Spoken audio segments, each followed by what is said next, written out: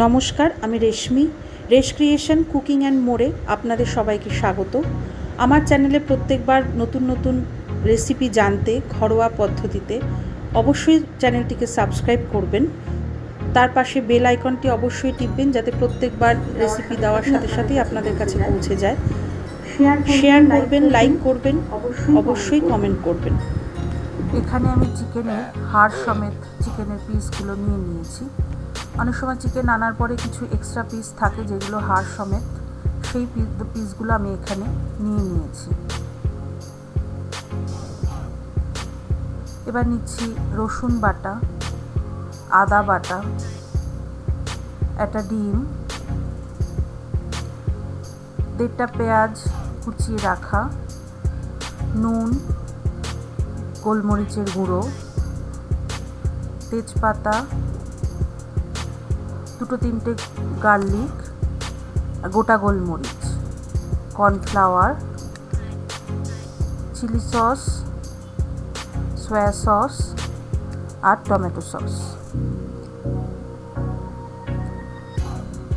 এবার আমি একটা প্রেসার কুকার নিয়ে তাতে চিকেনটাকে সেদ্ধ করে নেব। এর মধ্যে চিকেনগুলো দিয়ে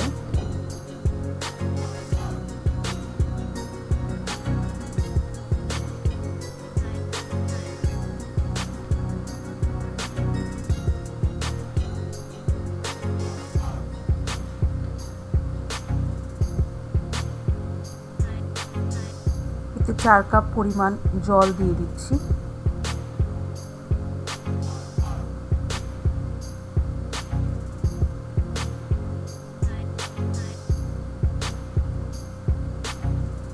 এবার এতে একে একে তেজপাতা, গোটা রসুন,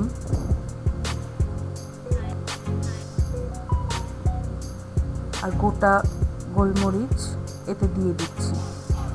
দিয়ে প্রেসার কুকারে ঢাকনা লাগিয়ে এটা 2 থেকে 3টে সিটি দিয়ে আমরা সেদ্ধ করে নেব।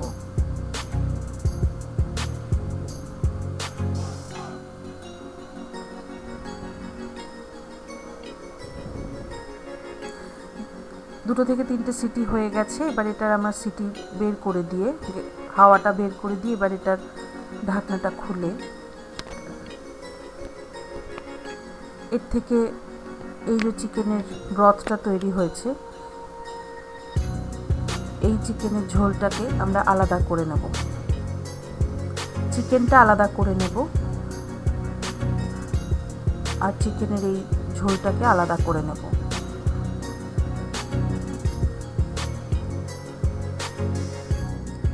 এবার এর থেকে চিকেনগুলো আলাদা করে নেব আর এর থেকে বেরোনো যে চিকেনের ঝোলটা বা চিকেন স্টকটা, এটাকেও আমরা আলাদা একটা বাটিতে বড় একটা ছাঁকনি দিয়ে ছেঁকে আলাদা করে নেব। ছাঁকনি দিয়ে ছেঁকে নিলে এর মধ্যে যে আমরা গোটা গোলমরিচ, রসুন, পেঁয়াজ, তেজপাতা দেওয়া হয়েছিল সেগুলো আলাদা হয়ে যাবে।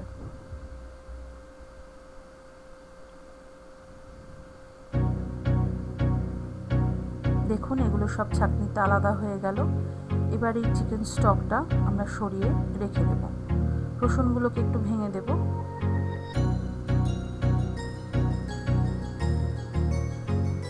এবার আমরা একটা কড়াই বসাচ্ছি। গ্যাসটা মিডিয়াম ফ্লেমে রেখে এতে তেল দেব। 2 চামচ মতো এতে সাদা তেল দিয়ে দেব।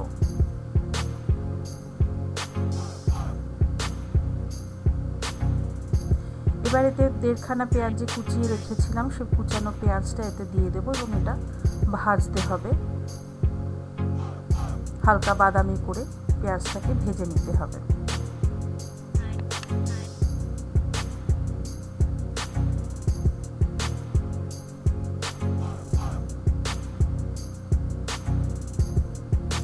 অন্যদিকে মাংসটা যে সরিয়ে রেখেছি তুলে নিয়ে, সেখান থেকে মাংসগুলো আর হাড়গুলোকে আলাদা করতে হবে। হাড়ের থেকে মাংসগুলোকে দেখুন কি সুন্দর সেদ্ধ হয়েছে, সব আলাদা হয়ে খুলে ইজিলি চলে আসছে। আর একটা পদ্ধতিতে এটা মাংসগুলো ছাড়ানো যায়। একটা কাঁটা চামচ নিয়ে সেটা দিয়ে হাড়ের ভিতর থেকে মাংসগুলোকে আস্তে আস্তে সুন্দর করে আলাদা করে নেওয়া যায়, বা আপনারা হাত দিয়েও করতে পারেন। এদিকে দেখুন পেঁয়াজটা হালকা হালকা বাদামি রং হয়ে এসছে, মানে আমাদের পেঁয়াজ ভাজাটা প্রায় হয়ে এসেছে।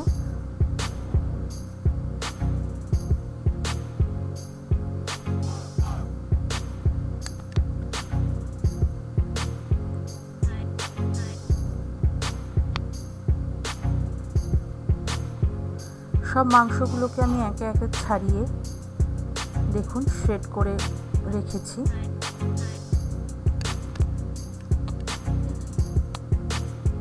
এদিকে পেঁয়াজটাও ভাজা হয়ে গেছে। এরপরে এতে একে একে পরের উপকরণগুলো আমরা দিয়ে দেব।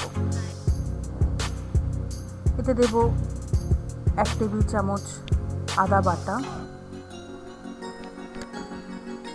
1 টেবিল চামচ রসুন বাটা দিয়ে এবার এটাকে একটু ভালো করে নাড়তে হবে।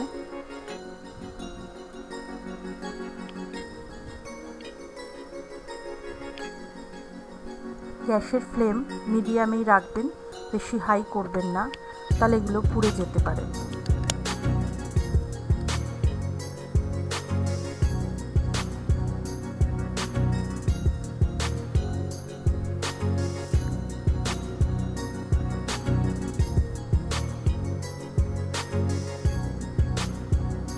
এবার এতে আমি একে একে সসগুলো মিশিয়ে দেব।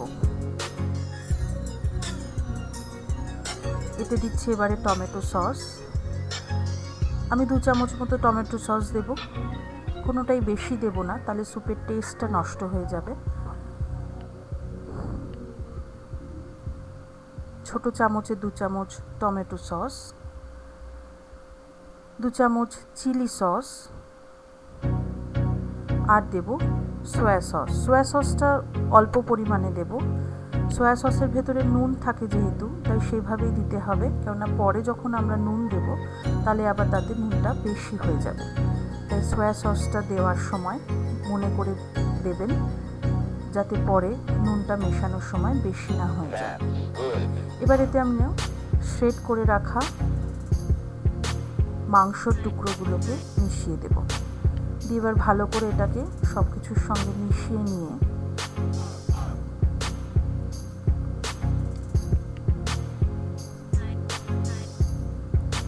ভালো করে মিশিয়ে নিতে হবে এটা।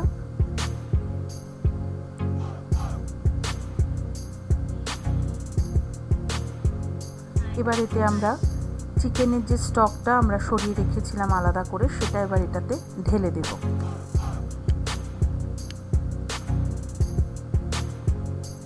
আপনাদের যদি মনে হয় এখানে চিকেনের স্টক একটু কম লাগছে, তাহলে এতে একটুখানি জলও মিশিয়ে দিতে পারেন। এবার এতে আমরা স্বাদ মতো নুন দেব। মনে রাখবেন আগে আমরা সয়া সস দিয়েছি, তাই নুনটা সেভাবেই দিতে হবে। গোলমরিচের গুঁড়ো দেব,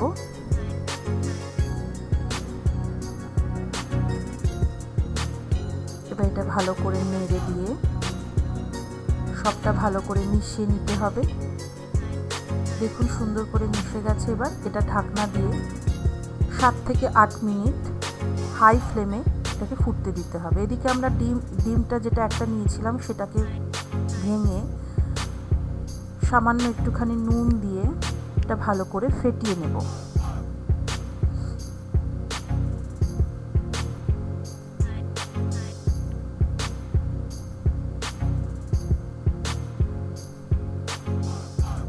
নুন এবং গোলমরিচ দিয়ে এটাকে ভালো করে ফেটিয়ে নেব।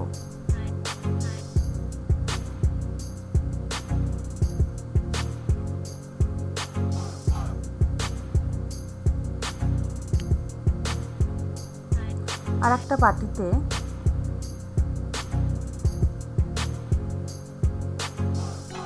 আমরা 2 চামচ মতো কর্নফ্লাওয়ার নেব।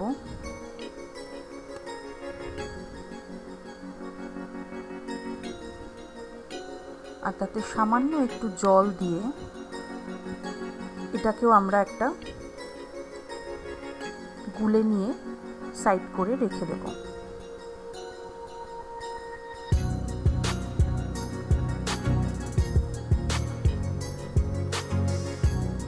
সাত 8 মিনিট হয়ে গেছে। এবার আমরা ঢাকনাটা খুলছি, দেখুন কিরম গড়গড় করে ফুটছে।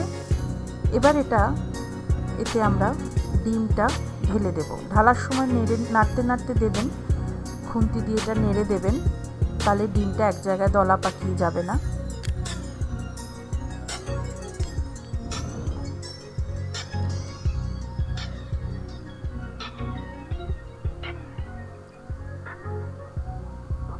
এবার এতে কর্নফ্লাওয়ারের মিক্সচারটাও আমরা ঢেলে দিচ্ছি।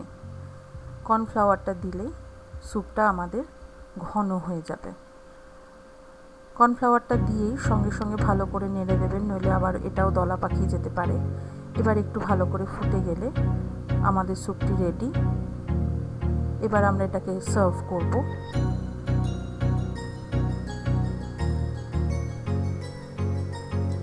ওপর দিয়ে আপনারা একটুখানি সবুজ পেঁয়াজ কুচিও ছড়িয়ে দিতে পারেন। তৈরি আমাদের গরম গরম এগ চিকেন স্যুপ।